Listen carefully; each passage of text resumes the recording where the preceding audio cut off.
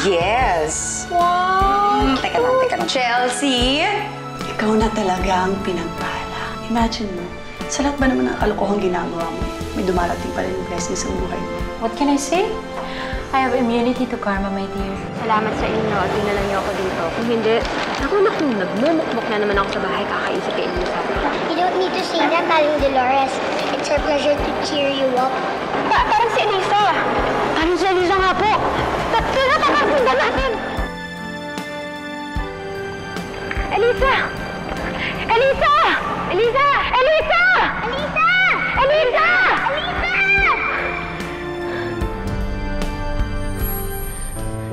Hindi po natin nahabol. Si Lisa ba talaga yun? I mean, hindi ganun yung hairstyle niya at saka yung fashion niya. Pero naaninag ko yung mukha niya. Kamukha niya talaga si Elisa. Baka si Elisa nga po yun. Baka naman, nagkataon lang nakalokalike ni si Lisa.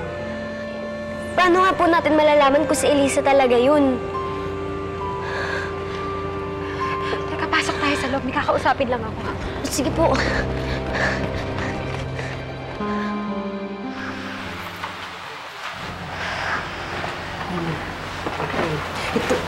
Nag-enjoy ka ba, lemon pie? Yes, Mama. Me too.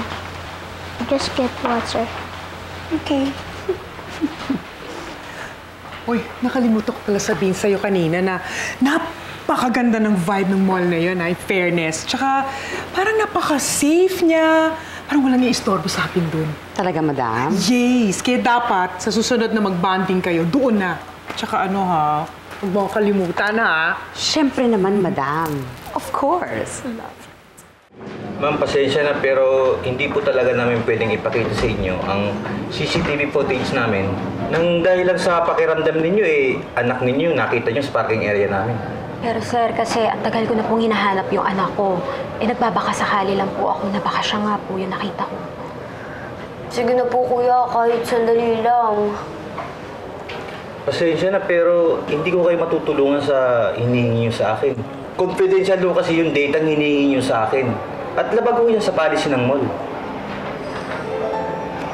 Sige, salamat na lang po. Pasensya na. Aling Dolores, don't be sad na po. Kung hindi po tayo matutulungan ni Kuya Gab with the CCTV footage, I'm sure may iba pa pong way para we could make sure kung si Lisa po ba talaga yung nakita natin. Tsaka, Chang, kung si Elisa nga po talaga yun, naniniwala ko, magkukross po uli yung landas niyo. Dahil nandito naman po siya sa Maynila. Sana nga.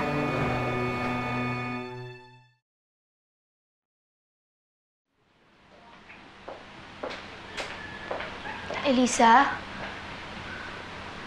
Elisa, ikaw ba yan? Elisa? Elisa? Elisa, ikaw nga! Elisa, sa kanila dinala. Saan kayo galing? Saan kayo nagpunta? Sa mall po. Ano ginawa nila sa'yo? Sinaktan ka ba nila? Hindi po. Sigurado ka? Opo. Elisa, wala ka ba talagang natatandaan sa dati mong pagkatao? Ano po sabihin? Hindi mo ba natatandaan kung sino ka nung ikaw si Elisa? Hindi po ako si Elisa. Ako po si Chelsea. Hindi. Hindi totoo yan. Ikaw si Elisa. Meron lang ginawa sa'yo si Ma'am Lulu pati si Madam nung isang araw. Anong ginawa nila sa akin? Hindi ko rin alam. Basta bigla ka na lang nagkaganyan eh. Wala ka bang natatandaan kung anong ginawa nila sa'yo, ha? Kaya ka naging ganyan? Wala po. Pajang. Anong pinagsasabi mo kay Chelsea, ha? Wala po. Kinakamusta ko lang po si Elisa. Talaga? Opo. Sabi niya nga po galing daw po kayo sa mall. Siguraduhin mo lang na wala kang sinasabi dito sa lemon pie ko. Kung dilagot ka sa akin. Kilala mo na ako magalit, di ba? Opo. Let's go, lemon pie. Let's paint. Akala mo ba, hindi ko alam ang mga sinasabi mo kay Elisa pag nakatalikod kami? Po? Di po ba nasa Pampanga siya ngayon? Ano naman pong mangyayaring nandito siya sa Maynila? Eh, malay mo, gusto nung nakakuha sa kanya, nandito na lang sila mag-mall. Eh, ilang oras lang naman yung biyahe papunta dito, hanggang doon. Ang pinagtataka ko lang, kung si Elisa ba talaga yun? Why didn't she look at us when we called out her name? Malayo kaya tayo sa kanya. Baka di niya narinig yung mga boses natin. That's impossible. Tatlo kaya tayong sumisigaw ng name niya. Baka naman hindi talaga yun si Elisa. What do you think, Aling Dolores? Hindi eh. Nararamdaman ko talaga, alam ko, si Elisa yon. Hindi ko lang siya nakitang malapitan, pero iba talaga yung pakiramdam ng ina. Ano pong gagawin niyo? Hanapin niyo po siya uli? Aling Dolores, nakita niyo po ba yung plate number nung sinakyan niya kanina? Hindi nga eh, kasi nataranta ako eh. Pero hahanapin ko si Elisa. Alam ko nandito lang siya sa paligid. Hahanapin ko siya. Hindi ko lang alam kung saan, pero pag-iisipan ko kung saan. Siyang, kung kailangan niyo po ng tulong namin, sabihin niyo lang po sa amin, ha? Kami rin, Chang. Oo nga po. Sabihin niyo rin po sa amin. Ano po? Hindi po.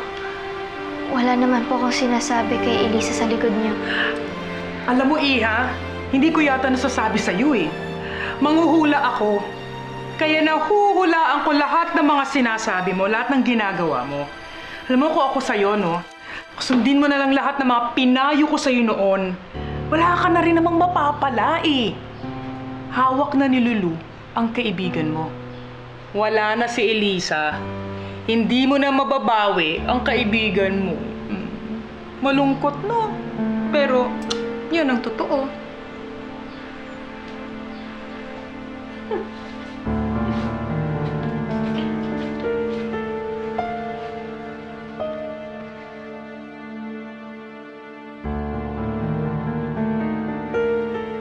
Lord, kung wala na po akong magagawa kay Elisa, kung habang buhay na po kaming makukulong dito, kayo na po ang bahala sa amin. Hindi ko na po kayang tuparin ang pangako ko sa kanya. Hindi ko na po kaya. Ito yung kita mo ngayong mga araw. Bukas ulit, ha? Sige, salamat, ha. Oh, anong ginagawa niyo rito? Mang Cardo, good evening po. Naisip lang pong namin sunduin kayo pagtapos namin bumili ng ulam. Eh, bakit hindi na lang kayo nagluto ng Chang Dolores nyo? Nakatipid pa tayo. Mukhang imposible po ang sinasabi niyo, Mang Cardo. Ang lalim-lalim po kasi ng iniisip niya ngayon. Bakit naman?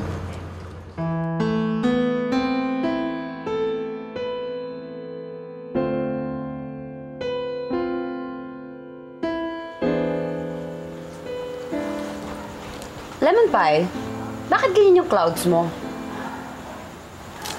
That's not the way to do it, you know. Dapat ganito.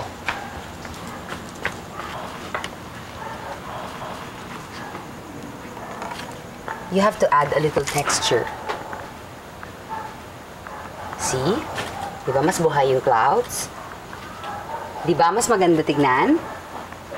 Tama? Yes, Mama. Now, kailangan mag-practice kasi gusto ko bumalik yung skill mo sa painting. Okay? Yes po, Mama. I love you, lemon pie. Love you too, Mama. Sige.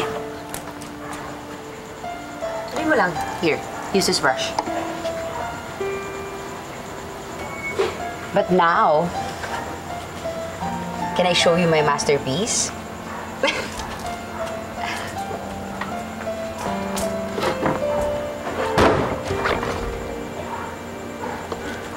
Wait lang.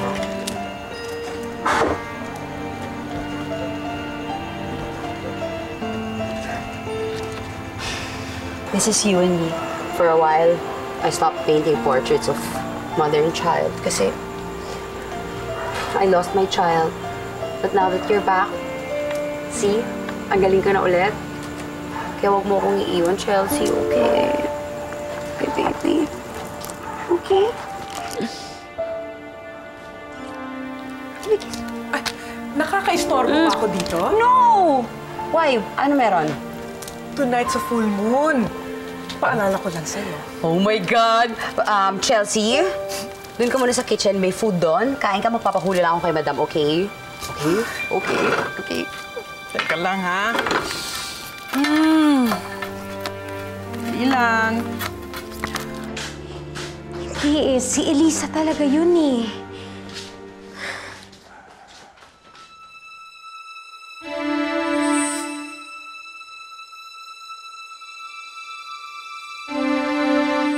Oh, ano nangyari sa'yo?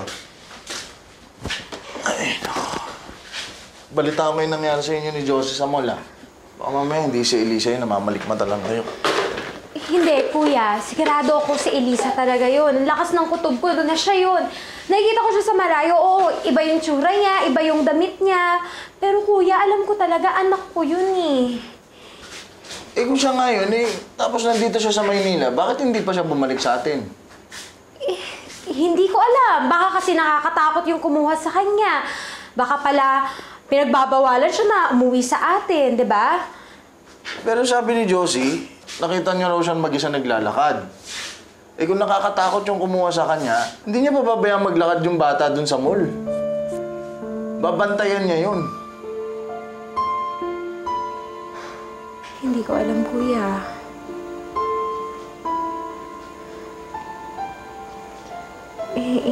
Hindi ko alam, kuya, pero hindi talaga ako matatahimik kapag inupo ko lang to. Anong plano mo ba? Babalik ako dun sa mall. Baka kasi lagi siya pumupunta dun eh. Oh, kailan ka babalik? Bukas na bukas rin.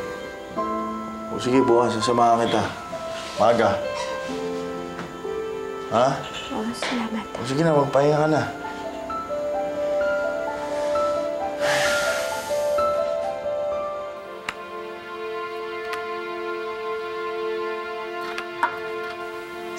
Celebrate, Lulu! Ito na ang maswerte mong buwan. This month. What about next month? Next month? Ito naman, pinangungunahan mo naman ako agad. Di pa nga tapos eh. Hindi ka maniniwala. All year round, suswertihin ka. Really? What's this? Bakit meron akong death? Teka, hindi... Sandali. Hindi death yan eh. Hindi death yan. Kumbaga death, hindi ibig sabihin kamatayan. Ano lang yan? Katunayan, ang ibig sabihin yan, end of loneliness, pain, and sufferings. Ganon? Yan yun. Oo, ayusin ko nga. Okay. Please, pick a card.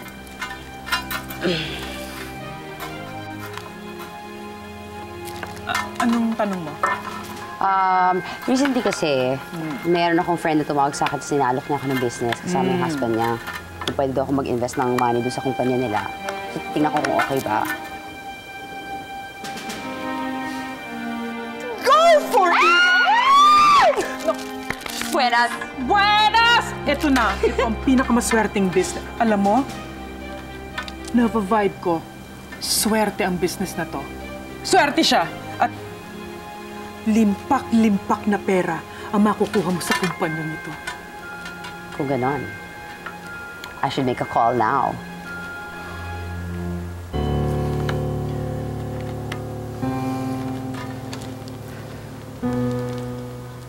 Hello? Hello, Izel? Hi, Lulu. How are you? Oh, any news in my proposal? I'm sure you have a decision already. Ito. I'm okay. I was just talking to my spiritual advisor. Oh, that's good.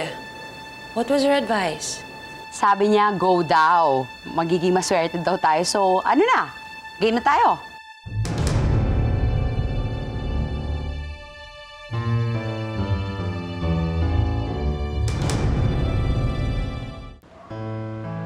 O, sige. Bye! Okay na, madam. I love it! Swerte, grabe. Sobra. Buenas. Malakas tong card ito, di ba? Medyo. Mama? Yes? Oh, I brought something for you. Aw, thank you, Chelsea. Sweet, di ba? Ay, Lemon pie. Dati ka palang negosyante? Tama pala naman ang hula ko sa hugis ng mukha mo. Sakang matagumpay na negosyante.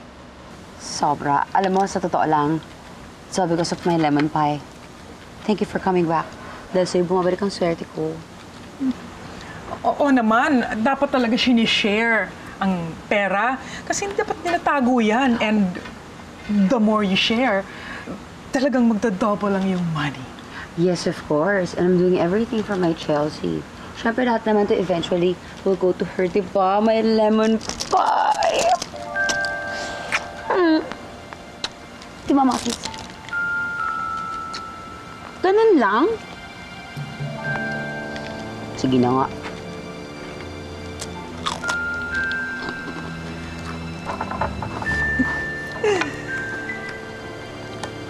Alam mo, hindi ko alam kung anong kasalanan ko sa universe.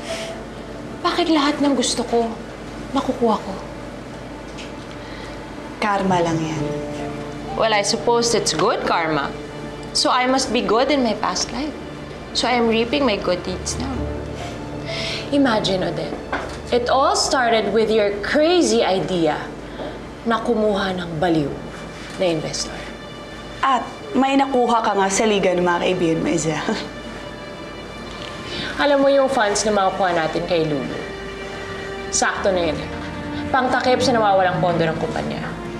Or, bakit hindi ko na lang kaya yun idagdag sa perang ililipat ko sa Amerika? Oh, Himala, abutan kita dito sa bahay, ha? Ay, kung rumarato man ako sa lugar natin, kasi rumarakit ako, alam mo, maghintay ako ng customer dito sa bahay, no? Siyempre, nilalako ko yung parlor ko. Sa madaling salita, nag-home service ako. Ra, pwede bang, huwag ka na muna mag-home service bukas? Gusto mo talaga makikulong dito sa bahay? Ano, parang nga? Ganon, maghapon? Hindi, kasi ako, saka si Dolores, ako hindi mo na ako magta-tricycle. Si Dolores hindi mo na magbebenta ng turon. Ayun naman pala, nga tayong lahat, ana. Hindi kasi maaga pa lang pupunta na kami ng mall. Ano? Magsha-shopping kayo? Taray, ang saya-saya nyo, ha? Hindi kasi abangan nga namin si Elisa doon. Baka sakaling bumalik siya kasama yung babae. Ibig sabihin nga tayong lahat dahil sa kabaliwan ng kapatid mo? Basta ikaw na munang bahala sa mga bata, ah. Maaga kaming aalis bukas. Kaya mo ba titigil ang patulan niyang kapatid mo, ha? O para na lang kung pati ikaw ay baliw na rin. Flora, kapatid ko si Dolores. Hindi ako titigil ng pagsuporta sa kanya kahit anong mangyari. Ay! Magkapatid nga kayo! Ewan ko, pareho kayo may topa. Hindi ko ba alam kung bakit ako napasama sa pamilya ito?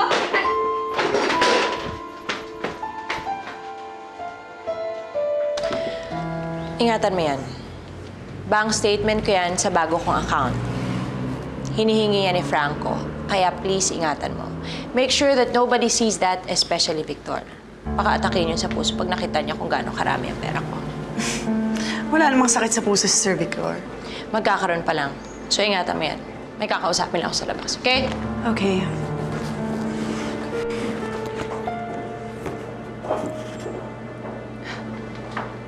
Wow.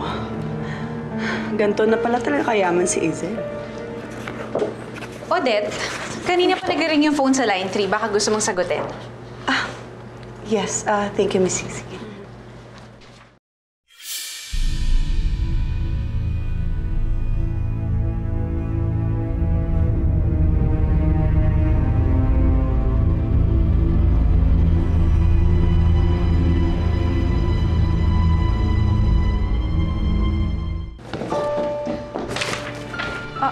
Okay ka lang, Odette? Yes, Miss Sisi. Okay na. Okay. Yung phone. Sagutin mo na. Tik na ako doon. Elisa? Tutulog ka na ba? Hindi pa po.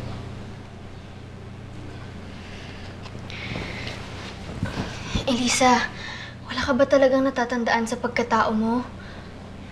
Akin na yung kamay mo. Bakit po? Akin na yung kamay mo.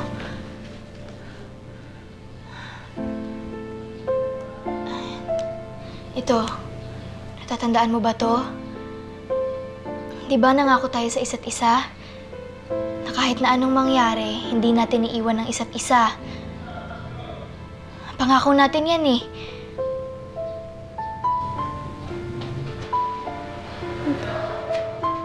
Elisa, subukan mo alalahanin, isipin mo mabuti.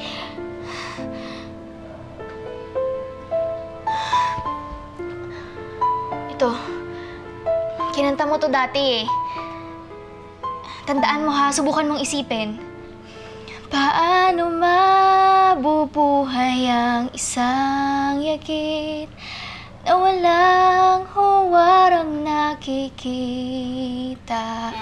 Kanyang buhay na kay pait sa mundong puno ng dos at pikati. Ano? Hindi po. Lisa.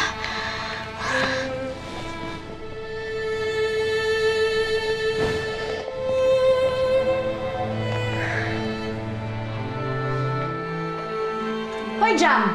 Ano na namang kalokohan pinaggagawa mo kay Chelsea? Imbis na makatulog ang anak ko, kinukulit mo na naman. Bertie! Ma'am, ito na po. Ilabas mo nga itong babaeng ko sa kwarto ng anak ko. Siguro doon hindi siya makakapasok dito kahit kailan. Apo. Ang luluwag po. Hindi po makakatulog si Elisa nang hindi po ako katabi. Anak ko si Chelsea, ako ang mama niya. Alam kong kaya niya matulog mag-isa. Sige na. Elisa!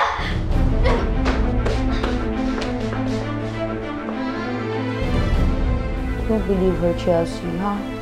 Baliw yun.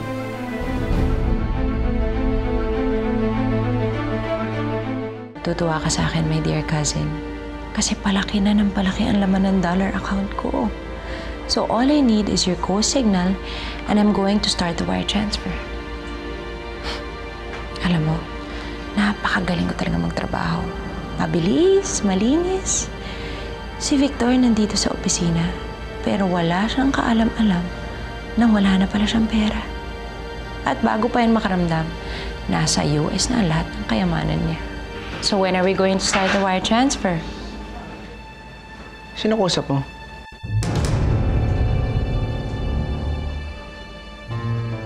Hello?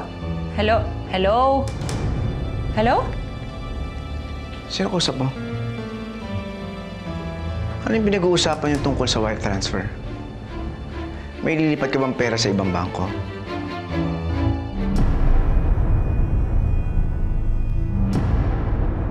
Mama, hindi ko na kayo kayang makasama. Lagi na lang ako pinipressure. Ayoko na sa inyo. Iiwan ko na kayo. Sasama na ako kay Papa! Pinalaki kita mag-isa, tapos iiwanan mo lang ako. Iiwanan mo lang ako! Mabuti pang humatay ka na! Hindi mo nga nasisigurado kung si Elisa nga yun. Hindi mo natitiyak kung yun yung bata. Ay, kuya! Yan yung sasakyan nila Elisa, oh! Nay! Naalala ko ng lahat. Sa'yo na yung nakita kong babae kanina.